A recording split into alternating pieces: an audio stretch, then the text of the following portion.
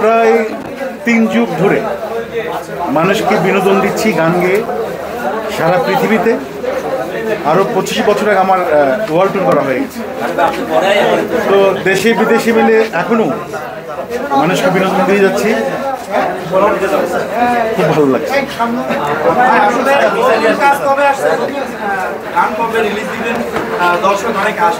আমি সম্প্রতি একটি একক প্রোগ্রাম করেছি বাংলাদেশ টেলিভিশনে। সেখানে আমাদের প্রয়াত আলাউদ্দিন আলী সাহেব, যার খুব ভক্ত আমি, তার সুরে গান গেয়েছি দুটো, এবং আমার প্রেম দাও অ্যালবামের কিছু গান গেয়েছি, যেমন রিমঝিম রিমঝিম বৃষ্টি যখন ধরে রে, কবিতা গল্প তুমি, মন বাকি তুই চলে গেলি রে, এই গানগুলো আমি গেয়েছি নতুন করে। সেরকম আমার এগুলি 100 গানের প্রজেক্টের মধ্যেই পড়ে আর কি। 50টি আমার হিট গান এবং 50টি নতুন গান, এগুলো আমার কাজ চলছে। এবং ভারতের নচিকেতাও আমার জন্য গান করেছেন, তার কথাও শুনে সেগুলো আমি রিলিজ দিই। আজকে আসলে পুরোপুরি কোনো গানের জন্য অ্যাওয়ার্ড আমাকে দেওয়া হয়নি।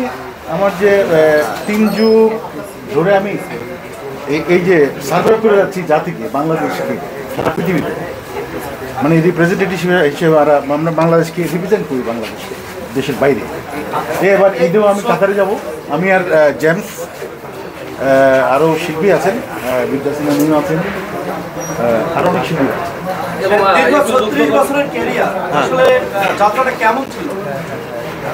ভালো মন্দ মিলিয়ে মানুষের ভালোবাসা পেয়েছি, এটাতেই আমি খুশি। আপনার মুখ থেকে দুইটা লাইন গান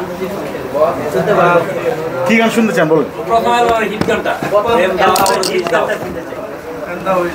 আমি বাংলাদেশের 2টা জায়গায়, মানে ঢাকা শহরের অ্যাড্রেস আমি দিচ্ছি না, ওয়ারিতে থাকি এবং মেরুল বাড্ডা থাকি, যেটা ব্র্যাক ইউনিভার্সিটির পাশে মেইন রোডে। হ্যাঁ, তো এই বাসাটা আমি আমার এক বন্ধুকে ভাড়া দিয়েছিলাম। হ্যাঁ, তো ভাড়া দেওয়ার পর ওই কাজের লোক আমি সব সহ, আমার ছিল ফার্নিচার, সুপার সব। তো 3 মাস 6 মাস পরে ওই কাজের লোক যারা ছিল ওরা ওই পিতলগুলো বিক্রি করে দিয়েছে। এটা হচ্ছে 200 অ্যাওয়ার্ড। এখানে এর মধ্যে বাচুশ্বাস চলচ্চিত্র পুরস্কার 2বার আমি পেয়েছি। তারপরে এই বাবিশ্বাসেরও ছিল, আরও অনেক সংগঠনের পুরস্কার। তো ওর কাছে ওটা পিতল ছিল, আমার কাছে তো ওটা কোটি টাকার সম্পত্তি ছিল। মানে সে আমাদের এরকম আমরা অবশ্যই ভাগ্যবান যে আমরা ক্যাসেটের মাধ্যমে এসেছি। না না, ওই যে আমাদের অ্যালবাম সাজানো থাকতো মানুষের ঘরে ঘরে। হ্যাঁ, তো সেই ব্যাপারটা তো এই প্রজন্ম পায় না। ওরা একটি করে গান রিলিজ করে। হ্যাঁ, আর আমরা তো 12টা 14টা গান একসঙ্গে রিলিজ করতাম।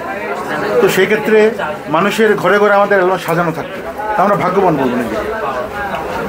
একজন রবি চৌধুরী বা একজন এন্ড্রু কিশোর, এই যে ওই যুগে যেমন তৈরি হয়েছে, এখন কি আসলে তৈরি হওয়া সম্ভব কিনা, মানে হচ্ছে না আসলে? এখন তো আসলে আমরা যে সময়টা পেয়েছি, স্বর্ণালী যুগ, এই সময়টা তো এই প্রজন্ম পাচ্ছে না। ওরা তো সিঙ্গেল একটা করে গান ভিডিও করছে, রিলিজ করছে, এরকমই হচ্ছে। আমরা তাকে বললাম না একবার 14টা গান 12টা গান থাকবো অডিও অ্যালবামে। এটা হচ্ছে এন্ড্রু কিশোরের মতো গোল্ডেন ভয়েস ফিল্ম, বিশেষ করে ফিল্ম ইন্ডাস্ট্রি তার আসবে। উনি ছিলেন কণ্ঠরাজ এন্ড্রু কিশোর। এন্ড্রু কিশোরের পর আমরা দেখি তাকে নিয়ে আসলে তার মূল্যায়ন, সেটা আসলে হচ্ছে